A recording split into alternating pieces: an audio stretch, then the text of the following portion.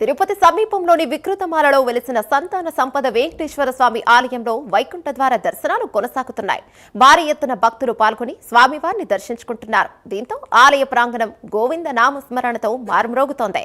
Prime 9 director కొండా Narendra, editor రాజు, రాష్ట్ర హస్తకళా corporation chairman Hariprasad సంతాన సంపద వెంకటేశ్వర స్వామిని దర్శించుకుని మొక్కులు చెల్లించుకున్నారు.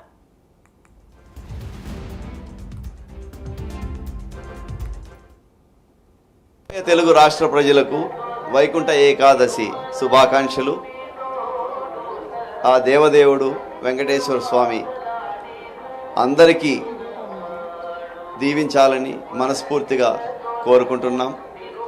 మా ప్రైమ్ 9 తెలుగు ప్రేక్షకులకు, అంతర్జాతీయంగా ఉన్న ప్రేక్షకులకు అందరికీ వైకుంఠ ఏకాదశి శుభాకాంక్షలు.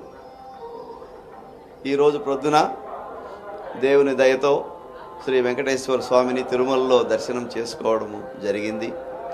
తర్వాత ఇప్పుడు తిరుపతికి దగ్గరగా ఉన్న వికృతమాల గ్రామంలో శ్రీ సంతాన సంపద వెంకటేశ్వర స్వామి ఆలయంలో మళ్ళీ ఆయన్ను దర్శించుకోగల భాగ్యము మళ్ళీ దొరికింది.